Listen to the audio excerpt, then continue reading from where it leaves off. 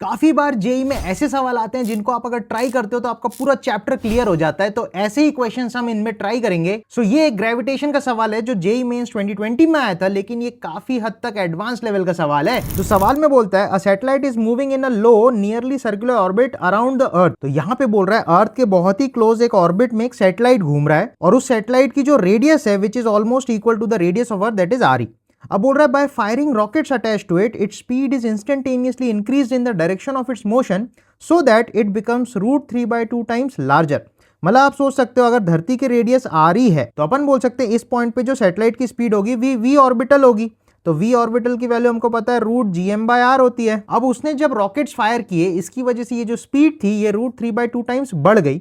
That is इसकी speed हो गई √3/2 टाइम्स ऑफ gm/। अब आगे बोलता है due to this its farther distance from the centre of the earth that the satellite reaches is R.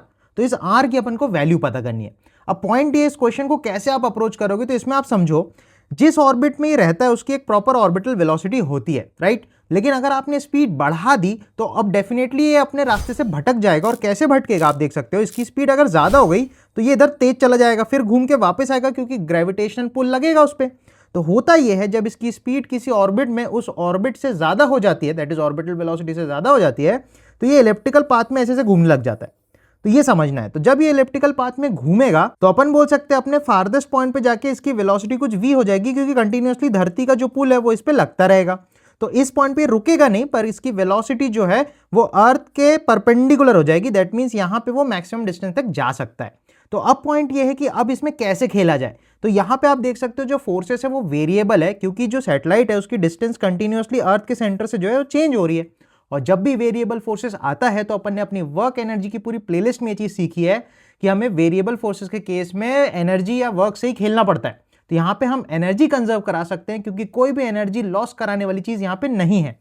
तो अपन सबसे पहले एनर्जी की इक्वेशन अगर लिखें तो जब वो यहां पे था तो उसके पास काइनेटिक एंड पोटेंशियल एनर्जी थी, और जब वो यहां पहुंचा तो अगेन उसके पास काइनेटिक एंड पोटेंशियल एनर्जी है। ऑल्सो सेंटर से ये वाली जो दूरी है ये आर है और यही अपन को निकालनी है। तो सबसे पहले अगर मैं एनर्जी की इक्वेशन लिखूं तो इनिशियल पॉइंट ये वाला है। इनिशियल पे अपन लिख सकते हैं हाफ एम और इसका v² मतलब 3/2 और gm/r ही आ जाएगा, सही है। और इसकी पोटेंशियल हो जाएगी -g mass of earth mass of the body upon re equals to, ये जब यहां फाइनली पहुंच जाएगा तो फाइनल पोजीशन पे इसकी काइनेटिक एनर्जी हो जाएगी हाफ mv² और इसकी पोटेंशियल हो जाएगी -g mass of earth mass of body upon ये r। तो हमको ये r ही निकालना है। पर प्रॉब्लम ये इस पूरी इक्वेशन में भाई अपने पास v भी नहीं है और ये r भी नहीं है, तो दो अननोन है और एक ही इक्वेशन है। दैट मीन्स हमें दूसरी इक्वेशन भी चाहिए। तो हमने केपलर के लॉस वगैरह में भी ये चीज पढ़ी है और समझी है कि हमेशा जो ग्रेविटेशनल फोर्स होती है ये इन दोनों मासेस के सेंटर टू सेंटर लगती है। दैट मीन्स टॉर्क जो है वो जीरो होता है ग्रेविटेशनल फोर्स का about the centre of these bodies. तो अपन बोल सकते हैं अगर टॉर्क जीरो है तो एंगुलर मोमेंटम कंजर्व्ड है। तो हम बोल सकते हैं इसके सेंटर के अबाउट अगर हम इसका एंगुलर मोमेंटम लिखे इनिशियल और फाइनल सेम होना चाहिए because angular momentum is conserved. तो अपन नेक्स्ट इक्वेशन जो है वो एंगुलर मोमेंटम कंजर्वेशन की लिखेंगे।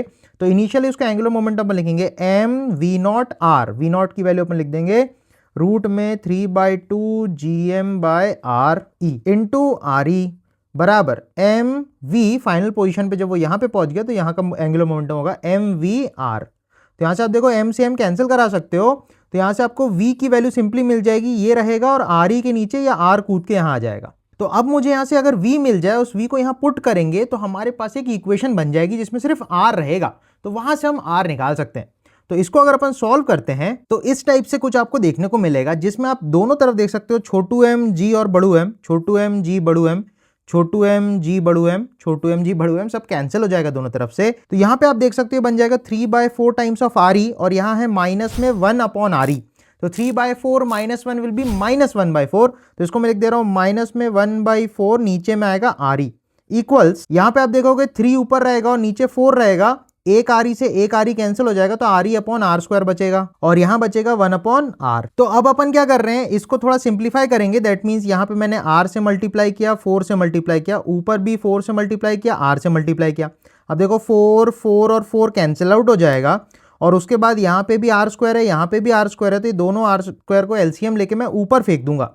तो हमें एक क्वाड्रेटिक इक्वेशन देखने को मिलेगी। तो ये इस टाइप की क्वाड्रेटिक इक्वेशन आपको मिल जाएगी आर में। तो यहां देख सकते हो अगर मैं आर को एक्स की तरह ट्रीट करूं तो ये बन गया x square minus 4RE(x) plus 3RE का स्क्वायर। तो ये क्वाड्रेटिक बन गई एक्स के अंदर, ठीक है। तो यहां पे अगर अपन क्वाड्रेटिक सॉल्व करें तो फॉर्मूला है minus B that is 4RE plus minus under root B square, तो ये बन जाएगा 16RE स्क्वायर माइनस 4 इंटू ए तो 1 है और सी 3RE है, तो 4 3 जा 12 भी लिख लेते सीधा, 12RE का स्क्वायर अपॉन 2। तो इसको अगर आप फर्दर सॉल्व करते हो तो यहां से आपको आर की ना दो वैल्यूज मिलेगी, एक मिलेगी 3 टाइम्स ऑफ RE और एक मिलेगी RE। क्वेश्चन में जो पूछा है आर की सबसे बड़ी वैल्यू कितनी है, तो that is 3 times of RE। तो आई होप इस टाइप के क्वेश्चन अब आपको हैंडल करने में थोड़ी आसानी होगी। इस क्वेश्चन से आपने एक अच्छा कॉन्सेप्ट भी सीखा होगा, राइट। तो ऐसे और कॉन्सेप्ट्स और इंटरेस्टिंग फंडों के लिए फॉलो करना है एक्सप्लोर इंटरेस्टिंग को।